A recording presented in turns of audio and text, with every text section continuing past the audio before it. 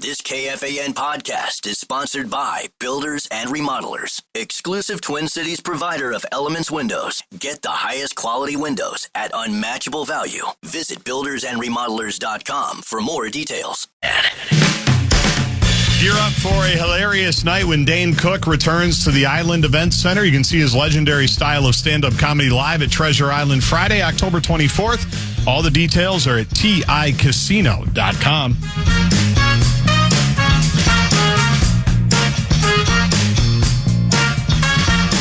Aaron Gleeman is in studio with us, and you ranked the 13 players that the Twins received through all of these. So how many transactions was it total? I think 10? 10 transactions, 13 players.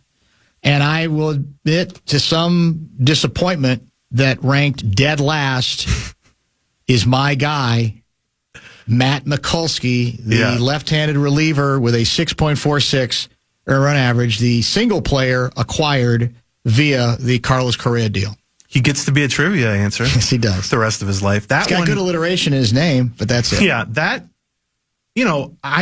I cover prospects, so the top names on this list I was familiar with. Some of them are first-round picks. Some of them are top 100 guys. You read about them, you watch video. But I see, Matt Mikulski gets revealed as their return for Correa, and they paid $33 million to make that happen, and I go, boy, who's this guy? Like, let's look it up. Because like you said, you would kind of assume they're not going to get a top prospect. They'll get some value back. Yes. And I look, and it's like, he's 26. And I go, well, okay, 26. Maybe he's a reliever or something like that. You go, he's at high A. And I go, well, that shouldn't be. That's like sending a college kid to a junior high class or something. Yes. And then you go, well, at least the guy's going to have an A average in this class. No, he's got a 6.5 ERA.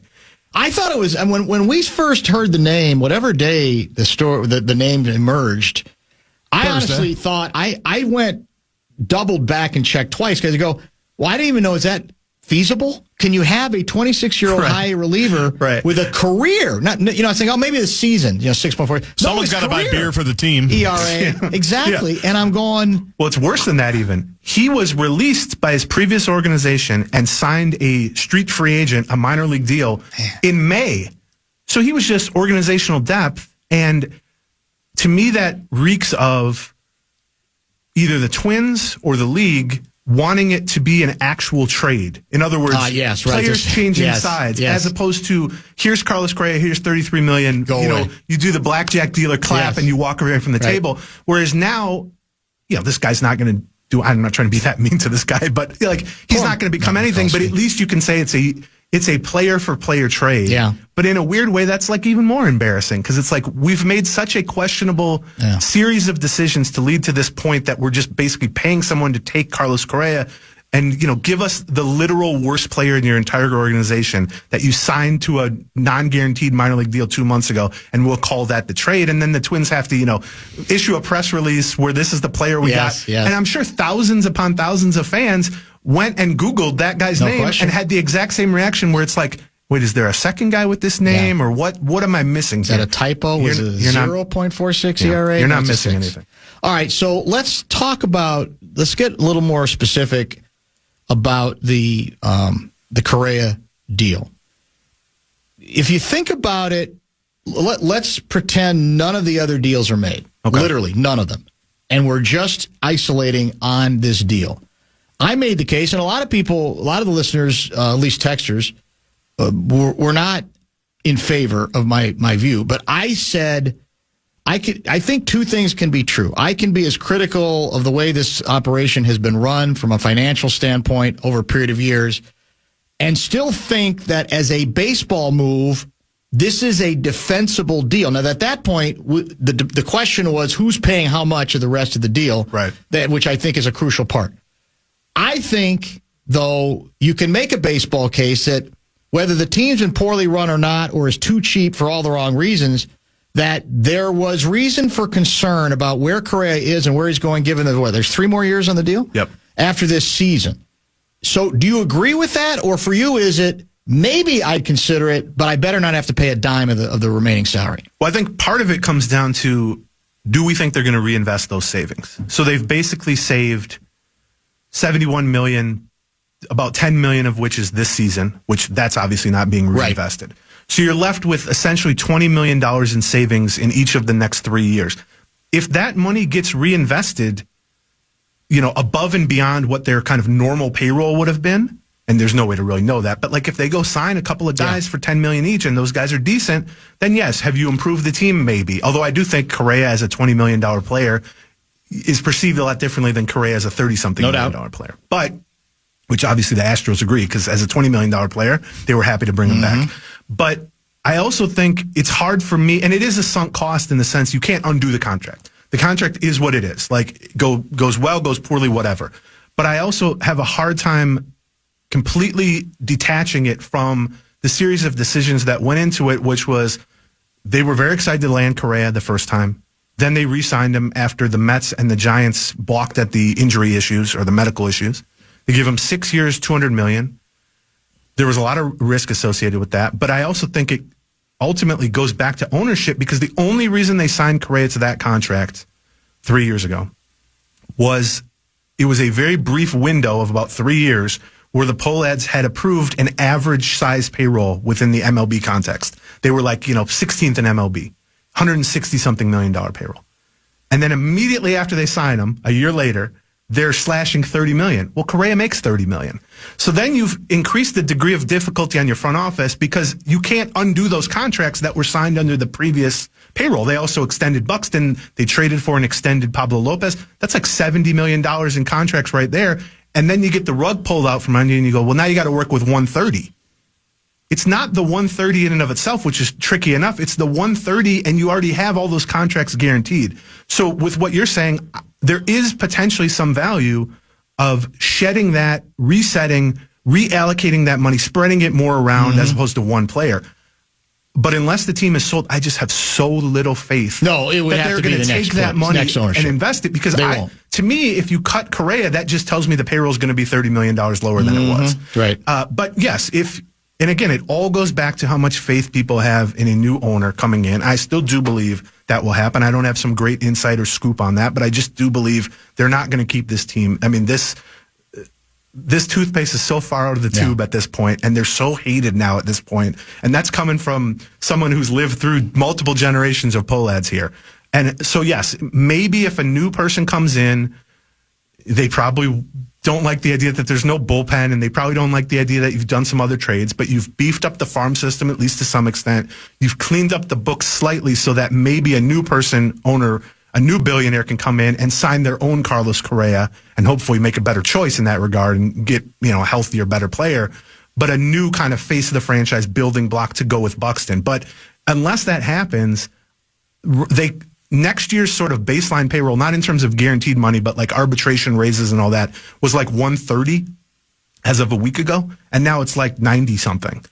In my head, that tells me it's going to be 105. They're not obviously going to invest. Right. Yeah. And so if you think there's going to be a new owner, then yes, I can see some baseball logic to it. But if you don't think there's going to be a new owner, all you did was pay someone to take one of your best players, and then you're not going to reinvest that money. Is it possible? Correa is only 30, right? Is he 30 or 30? 30, I think. I think he's 30. So, on the other hand, I mean, he was having a pretty miserable season offensively. You laid out a lot of those numbers. Is it possible from a baseball standpoint that he's about to fall off the end of a table? It's possible. If he can't turn it around in Houston, it's a physical thing. I do kind of lean towards that. I mean, I got some heat from Twins people writing that, what you're saying, a month or two ago, where it was like, not only is he off to a slow start, but he doesn't look the same physically at the plate, and some of the kind of indicator numbers, hard hit rate, exit velocity, is just not a normal Carlos Correa. Now, he's turned it around to some extent since then, but he still continued to struggle in clutch situations. And then I thought defensively, over the last 6 weeks, let's say, I thought he's looked pretty bad. And makes sense then that he moves to third. Now they have a better shortstop in Jeremy Pena, so that was the reasoning for that. But then after the fact, he told the reporters in Houston, hey, I've been wanting to move to third. I've asked him each of the last 2 off seasons. And I saw people react to that of like, are the Twins screwing him over by not letting him move to third? But here's the thing. The Astros are moving him to third because they have a younger, better defensive shortstop in Jeremy Pena. The Twins kept him at shortstop because they did not have a better or even equal shortstop. I don't think that has to be that complicated. I think that's pretty straightforward. But even when he signed the contract with the Twins, going back 2.5, 3 years, I think at the press conference, I remember them saying, eventually he'll probably transition to third. Sure. That's what, shortstops go to third. And he certainly got the arm for it later in your career. I just don't think everyone envisioned. He had 2 years of heel problems. And he just looks to me like a guy who has aged rapidly. I agree. Yeah. All right, let's get one more break in. Another segment with Gleeman. Good text coming in on a number of subjects, including the odds of a lockout next season. We'll get to who Gleeman has at the top of his list of the players that the Twins acquired over the course of the last several days before a rather memorable trade, a rather cataclysmic trade deadline. Stay tuned. We all remember that one teacher who made a difference, who believed in us, challenged us, or just made learning fun. Now's your chance to say thank you in a big way with iHeartRadio's Thank a Teacher, powered by Donors Choose. You can nominate an outstanding public school teacher who's gone above and beyond for their students to win $5,000 to stock their classroom with whatever they need. Today's Teacher of the Day, Madeline Vulcan, who teaches at Hennepin Elementary School and who folks told us goes above and beyond to help support and educate both academically and emotionally. Help us say thank you to the educators shaping our future. Nominate your favorite now at iHeartRadio.com/teachers. At the top of your rankings, Aaron Gleeman, the players the Twins acquired via trade before the bloody massacre of a deadline, Eduardo Tate. Tate. Yep. Tate is pronounced? Yes, Tate? I screwed that up. We did an entire podcast the night of the deadline, and I probably said his name wrong. 400 times. Tate. Eduardo Tate. He comes in the Duran deal, so yes. Tell me about him. Well, the good news is he's a consensus top, I would say 50 to 75 prospect across Major League Baseball, potentially a left-handed power-hitting catcher. Now, the bad news is he's 18 years old, and 7 years away. The wipeout rate or the bust rate for all 18-year-olds in all sports is very high, particularly an 18-year-old catcher. Catchers kind of don't have a linear progression of development, but an all-star catcher upside is huge. And the second guy on my list is a guy, Mick Abel, who's a 23-year-old right-handed starting pitcher who actually made his Saints debut, AAA last night, through 5 shutout innings. He's already pitched a little in the majors for the Phillies. I would expect to see him, if not this month, certainly in September. They got both of those for Duran. The Duran trade, I don't think they were blown away in terms of value, but that one is the only one that really kind of stood the test of time, and it was one of the earlier trades. It was the second of 10. That one, at least you can say, okay, they got a top 100 prospect and kind of a borderline top 100 prospect. They got an 18-year-old who's several years away, and they got a 23-year-old who we might see yet this season. I can kind of see the value for that, and then each subsequent deal had me scratching my head a little bit more, I would say. I mentioned this. I've mentioned this a couple times. I get the business. That it all started. I should say at trade deadline, we're going to evaluate each of the deals, and the easiest way to do that is via letter grade. You don't do letter grades; you just do ranking. Yeah. But even the letter grades, I get.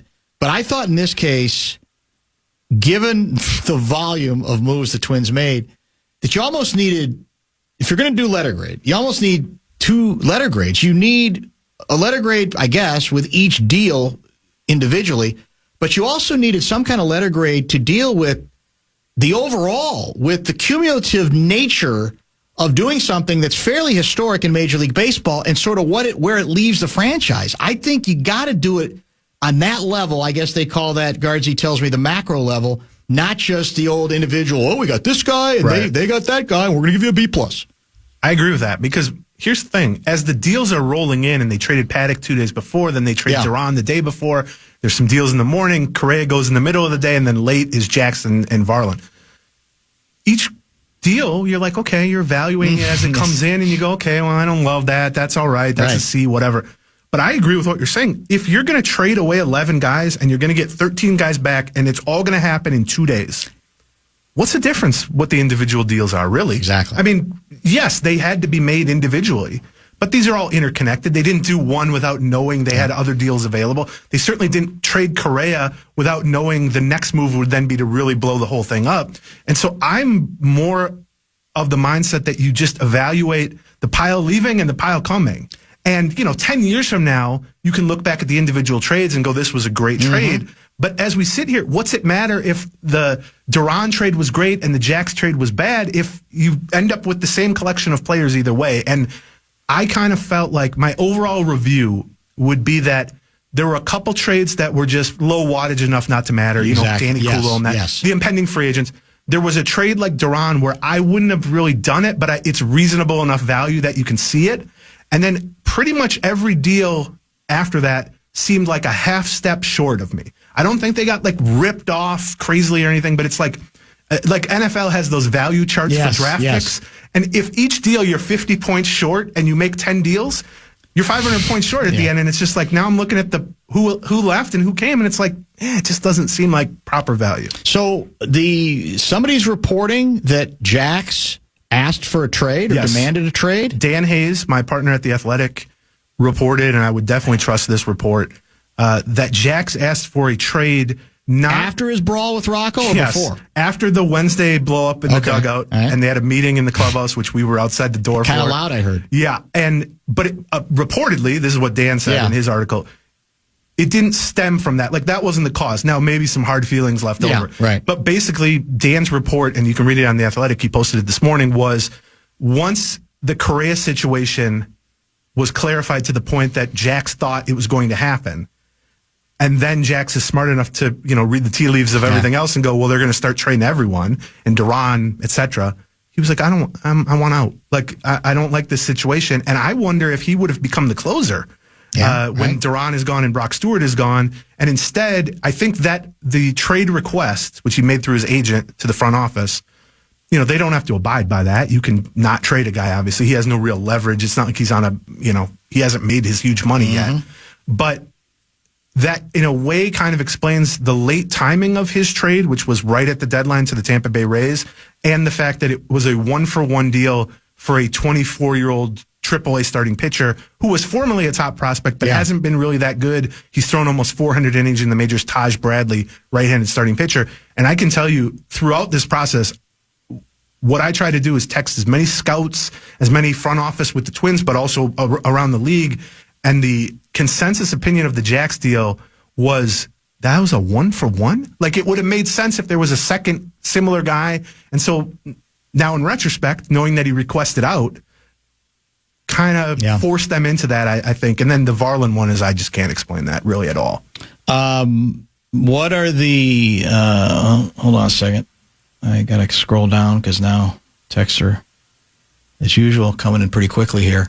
What are the odds of a lockout next season? 20%, 60%, or 100%? I'd say definitely above 50%. Above 50? I think it's likely to happen. It's not guaranteed to happen. But, I mean, both sides are already talking about it like it's happened. Like, even Manfred goes around camp to camp, and he's giving interviews, and he's basically saying it's part of the process. Like, it's almost baked in that they're factoring in a lockout. And we just saw one, 4 years ago or whatever it was.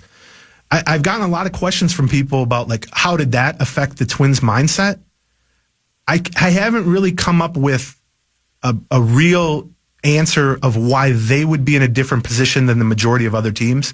I think even with Correa, they didn't have that much guaranteed money on the books, so that aspect wouldn't really change that much. I think they're just sort of in the same boat as most other teams. Now, if we were sitting here talking about the Dodgers or the Yankees who have tons of big contracts and all that, maybe you can make some kind of argument that a prolonged work stoppage would really factor into the decision-making or their planning, but I just don't see that from the Twins' standpoint. Willow, Mark Rosen's cat guy, following up on what you'd said about Varland, what was, he asks, the point of trading Louis Varland? I really wonder that... Did he demand a trade and we just don't know it yet? Definitely not. I mean, he's a North St. Paul guy. I know. His whole family's... Well, yeah, but the ultimate indictment, if he were to say, maybe he did say, get me the hell out of here. I don't want to play in my hometown if this is what it's going to be like. I wasn't on the road trip in Cleveland, but my understanding that it was that he was pretty crushed by the whole thing. And the fact that the news on that broke, like, on Twitter... after the deadline. So he may have thought he was safe, and then probably his phone rang from somebody from the front office calling him. The worst. But it's cruel. The only sort of logical progression I can see is that once they trade Correa and then Jax demands out after they've already traded Brock Stewart and Duran, then if you trade Jax and honor his trade request, then Varland is the last man standing in the bullpen. Now, you could view that as, well, let's rebuild the bullpen around Varland. He's good and he's cheap and he's going to be here for 5 more years. Or you could view it as, what's the point of having just Varland in the bullpen? Let's just trade him to Toronto for whatever we can get. I personally don't. I think probably not so much. I don't think that was a good trade. I won't say it was the worst trade. It was definitely the most shocking to me lacking kind of point A to point B to point C logic.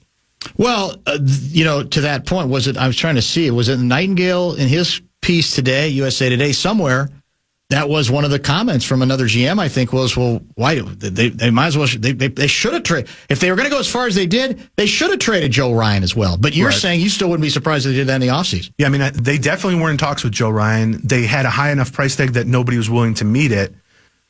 He still has 2 full years of team control after this one. He'll cost, $8 million next year, which is not a lot for any team but the Twins. With both Joe Ryan and Pablo Lopez, I'm not predicting it on any inside information. I just think if this team is not sold, they're not going to keep those 2 guys for $30 million. It doesn't fit with the rest of what they've done at this deadline to kind of rebuild around those guys, because I don't think the rest of the team really supports being competitive, 85-plus win team for next year, even with those 2. And the same logic that would have you trade Duran and Jax with 2 years of team control and Varland with 5 years of team control would have you cash in, assuming Lopez returns down the stretch and is healthy, and assuming Joe Ryan finishes on a strong footing for this season. But again, if they get sold, the new owner comes in and goes, well, now the payroll is relatively low. We still have Joe Ryan and Pablo Lopez at the top. What if I come in and we make some trades and we add some payroll? Yeah. Look, the division is not that strong. This continues to be, for 20 years now, a division that lends itself to quick rebuilds and being mediocre and making the playoffs. You don't have to build a 95-win powerhouse to win this division, but that also makes their what will likely be 4 missed playoffs in the last 5 years, other than 2023, so much more damning to the front office and to ownership. What if the prospective new owners that are sniffing around the club, what if they lowball these guys now? I mean, I think the nightmare scenario for Twins fans is exactly that. They start lowballing, and then the Polettes say, nope, absolutely not. Right. We're not. If we have to, we'll have to wait, and we'll wait this thing out. And you might not like us, but it doesn't matter. We're not going to give this team away for a song. That's the nightmare scenario locally, isn't it? Yes. Here's what I'll say though. They're saying that they're $400-something million in debt. There's reports now that they think they're gonna lose $40 million this year. Now that's before shedding $25 million. Yeah. They don't want to continue to take these losses. And here's the thing. If they don't sell this team, it's only getting worse. Yeah, attendance is not going to go up. No. First of all, the on-field product's terrible right now. Fan morale has never been lower. The overall just viewpoint of the ownership has never been worse, and that's saying something, believe me. And so there's no way to climb out of this hole that they continue to dig without doing that. And all they're going to take is bigger. If you're taking their claimed losses at face value, those are only going to get bigger. And, they're all wrapped up in commercial real estate. They're not liquid. I've heard all sorts of that stuff. I don't think they want to go down with this ship monetarily. And I think, yes, they're holding out they don't want to sell for $1.5 billion. They want to sell for $1.7 because they have to pay off the debt, and then they have to split it with all the cousins and 3 generations. And I get that. But I think when push comes to shove, they don't want to own. The vast majority of the Polettes who own this, and it's a big group, does not want anything to do with this team. They're sick of being hated locally, which I totally understand. And they want their money, and they want to be done. They want to go on with life and lose money in other arenas, I think. Does this mean, one last thing here, as we wrap things up with Aaron Gleeman, of Gleeman and the Geek fame, among other things, and of course, a senior writer for The Athletic as well. They have other businesses, the Polettes, correct? Yes, tons. Although fewer than they used to. They've sold off some. Okay, which presumably means more money coming back their way. The notion, I guess, I get it. In a real world sense, they're saying, well, we keep the businesses separate. So if we got the $400 million debt, we don't want to mess. We don't want to move money around. But to the notion that they're not cash poor, are they?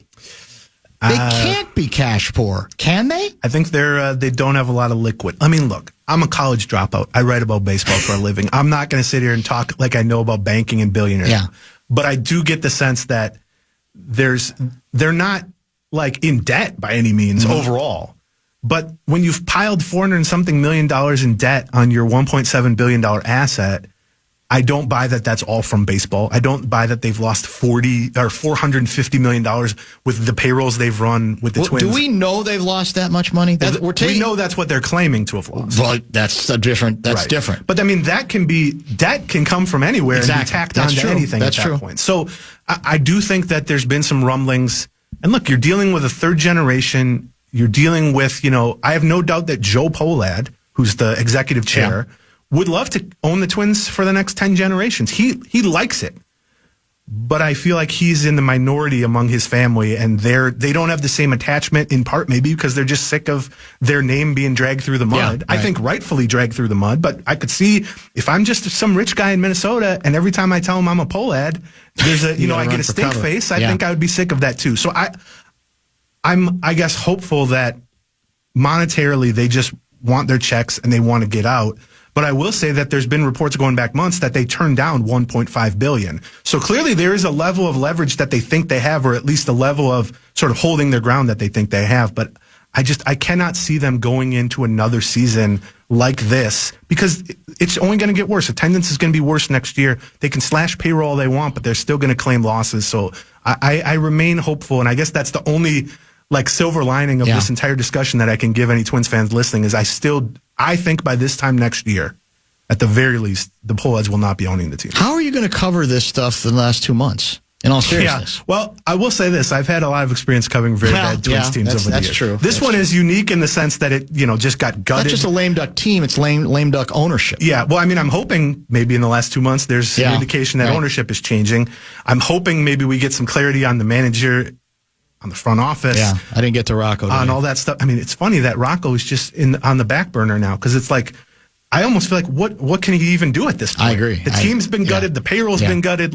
Whatever you think of him, he now look at some of these lineups and look at the bullpen he's trying to close down wins with. It's like you got Michael Tonkin and Erasmo Ramirez, and maybe this is his manager of the year charge here. They put together a 500 record, and it's like it's a miracle. I say just go to some more fish. Is it Fish? Is that is he likes Fish? Go to some more Fish concerts or something. He might Not much need else to do. just to relax. Take the edge off. Thanks for coming to see us. I hope there's a reason to talk at some point the next couple of months. That's the thing. Yeah, me too. There's always something. And maybe it will be ownership related. And we won't see you at the State Fair in a few weeks. What? We'll see you after. What, are you just like Seifert with that nonsense? You refuse to go? Is he smart enough not to go? Then yes, I'm like him. That's unbelievable. He's my role model. We can shame into a little bit. Gleeman, we have no chance. No chance to shame No, you? I've been here long enough with you guys. I have no shame. So you've never... I used to go constantly for years. In fact, we used to host shows. Bonus and I would host shows on Sunday at the fair.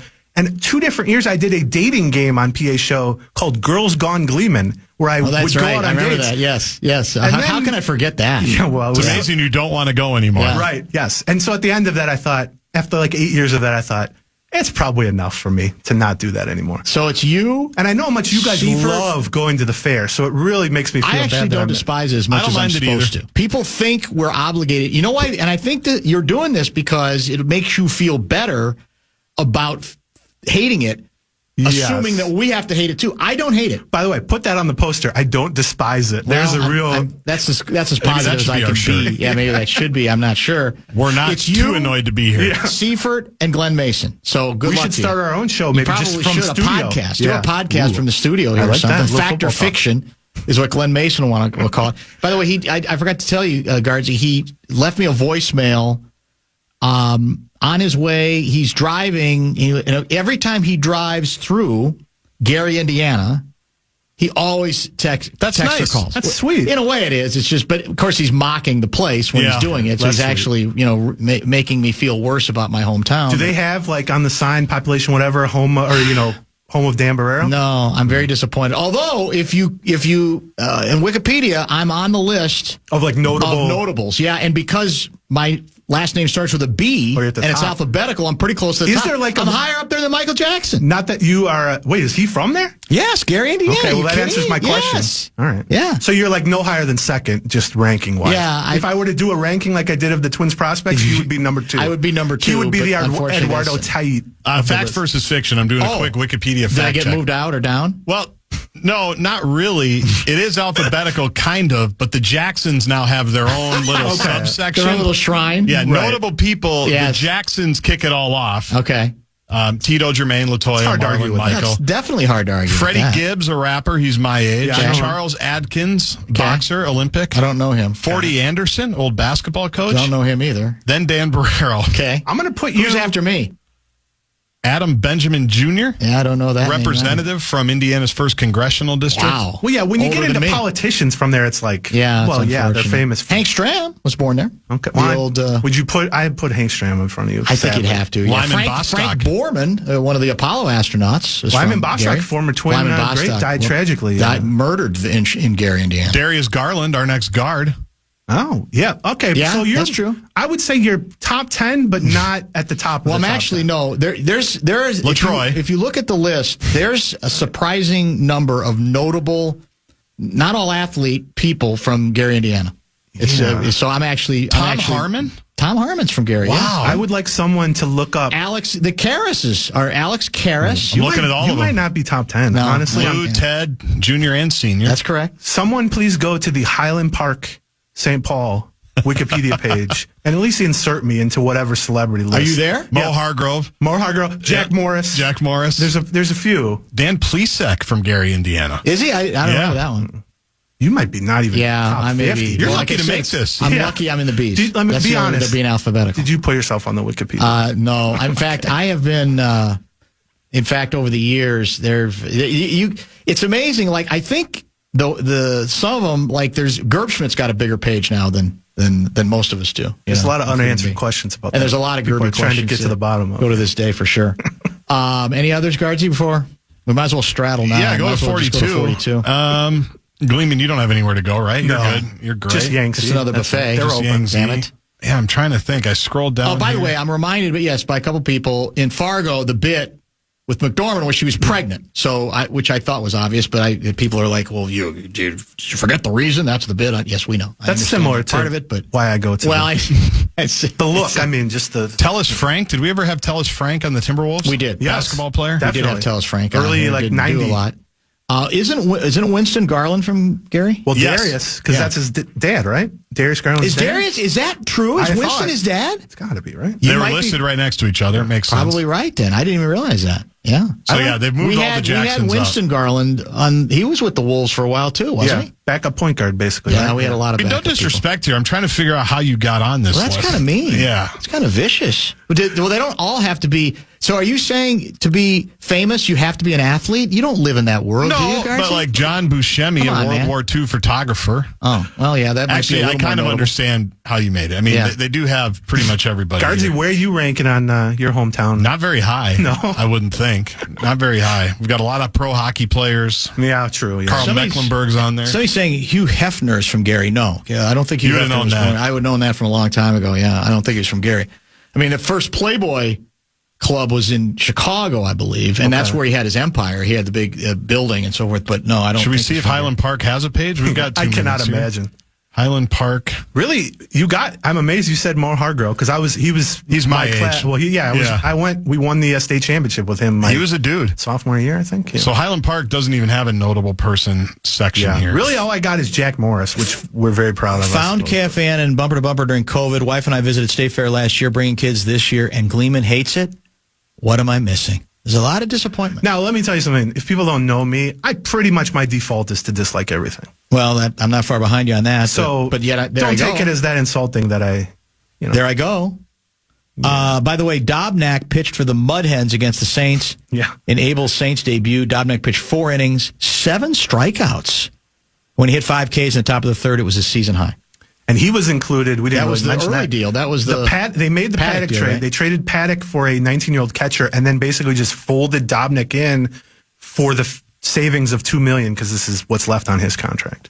So how about what my hometown does here? Okay. Edina, Minnesota. Notable people. I'm not on it, by the way.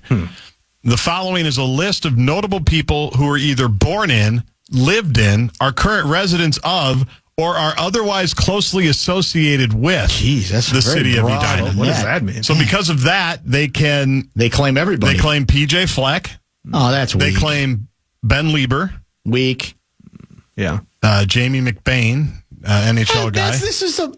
Mary none of this- Paulenti, who's authentic. She was a Hornet. Okay, Remember, she tried to save the dance team a few Yes, years ago. that's true. Kirby Puckett, Oh, come on. This is silly. Well, no, Curry Puck's from At least Chicago. the Gary yeah. list is if they're from Gary. Michelle they grew Tafoya, up in Gary. Oh, Andrew Zimmern, who put this list together. So if you drove through Tom Petters makes the list? If you drove through Edina, you're on the list. Yeah, apparently that's the case. Yeah, they just literally, Lou Nanny. Yeah, he's not, on there. Okay. But he's not from there. He's from Canada. That's a weak statement about really people who were born and raised. Yeah, my in city Edina. needs a reboot here. Yeah, that's for sure. Hillary Lunke, she actually went there. All right, we got to go. Thanks, Gleeman. Good luck on dinner or dinner or whatever you want to call it at this point. I appreciate it. Thank you. Aaron Gleeman in studio for the hour. Don't forget Johnny Athletic, not in studio as usual. He'll be with us about 5.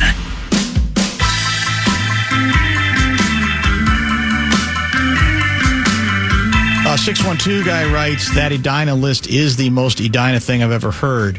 It really is. I mean, it's almost ridiculous. It's almost a cliche, a caricature of all of the generalizations made about the cake eater concept. Is it not? I mean, that's embarrassing. Absolutely. I just love the phrase, otherwise closely associated with the city of Edina. What does that even mean? It doesn't even mean anything, but it's so Edina. There's no question about that. Paige Beckers. What? She went to Hopkins High School. And I think St. Louis Park is where she grew up. As some of us have known for decades, J.J. McCarthy will indeed play in the Vikings preseason opener Saturday afternoon right here on the Fan. Kevin O'Connell made it official. How much he's going to play, I don't think that was determined. But the handwriting's been on the wall in this for a while that it's the logical game. If he only plays one, especially, that this was the logical game in which he was going to play. The question will be, the assumption of mine is if you're going to play him, you're going to play some starters with him. Obviously, that doesn't include Justin Jefferson, but a number of others as well. So, JJ, if you're going to the preseason game Saturday, you probably feel a little bit better about it now. You're going to get a shot. Definitely. At looking at that's a big boost. The franchise quarterback. All along, the assumption has been he won't do game 2 because he will have participated in all the joint scrimmages with the Patriots. And then leading up to that game, and then game 3 is the throwaway game in most cases. So if it was up to me, I'd play him into the early part of the second quarter. And again, depending on, to me, that's probably the wrong way to look at it, too. To me, it's about number of possessions. I'd like to see him have the ball 3 times. 3 sounds like a good number. Yeah. I really would. Now, again, if they see great improvement in practice, maybe they say we need less of it. If he leads them right down the field in the first drive for 90 yards and 12 plays. Put him on ice? You might want to put him on ice at that point. I don't know. But in any case, I think not surprising, but now we've all been kind of waiting for the official word, and that apparently was there practice today or is today off? I think there's practice. Did we practice today? Yeah, I don't know why he'd be talking otherwise. Week? Thursday? We're out there Thursday. Yes. Who do we have on Thursday? Do we know? Players-wise, we don't know yet, but we will have Alec Lewis on. That's right. Lewis will be with us. So that'll be cool. First time on Thursday. It does make sense if you're going to go through the trouble of playing him to let him play a little bit. There's no reason to just trot him out there for half a quarter or a series or 2. I don't think so. Now, again, what you got to get into where it gets tricky is you don't want to put him in there with a bunch of backups. Right. Then the theory is there's a better chance there could be injury.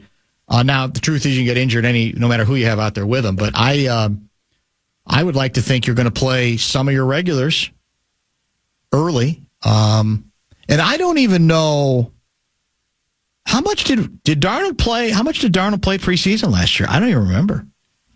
I feel like he played about a quarter in game 1. I'll look it up. And did J-Mac get hurt in the first game? In the first game. That was a home game too, right? Yes. Yeah, that was. Right. Was it the third quarter he was in? I thought it was the second half he came in.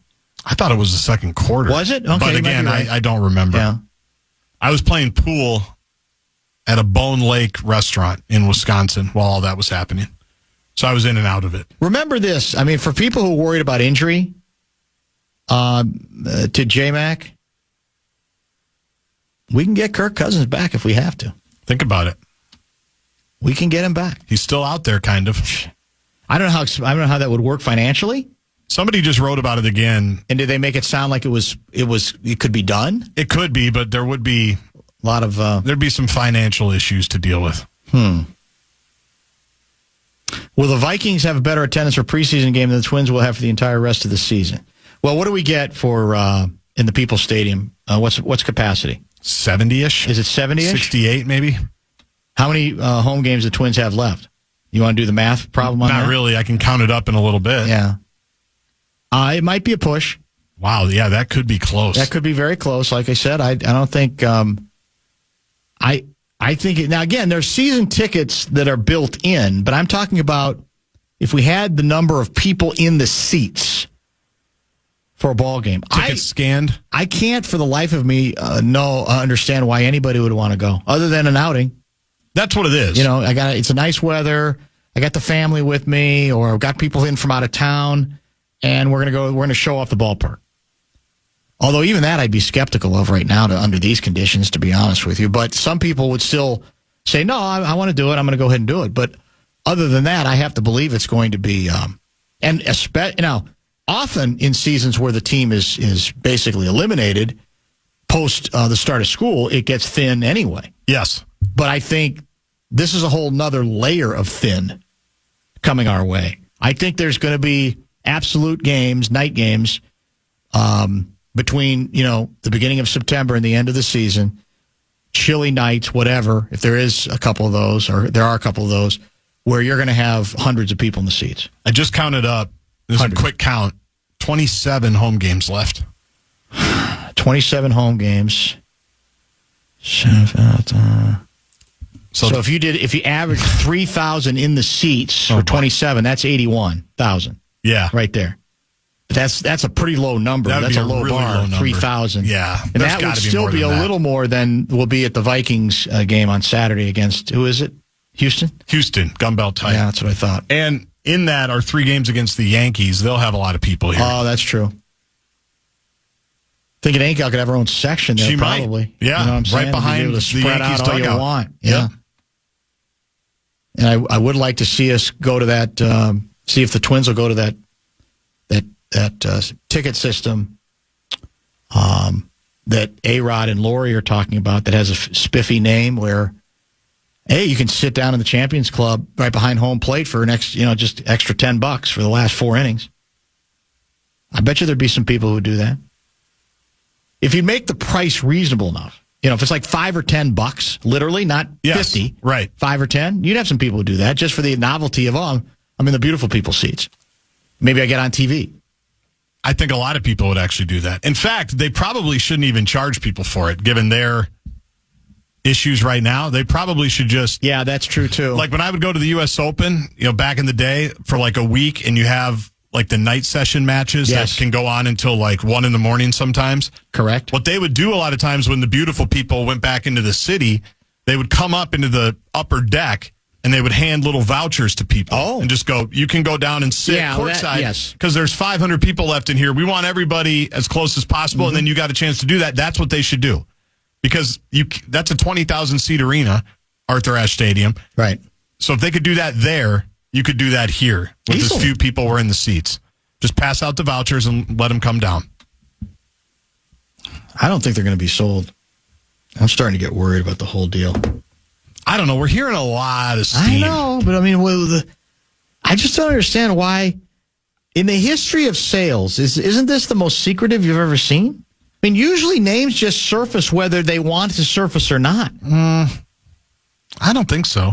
Ishbia did, but that was the only one. Well, I'm trying to think. A-Rod and Lori didn't really... That was pretty visible, wasn't it? Wasn't that pretty public? I don't think until it was announced. That may be right. That they were doing the transition thing. I can't remember. I'm just distrustful of everything that this organization touches. I don't, and I do worry now that prospective owners are going, they're desperate now, especially.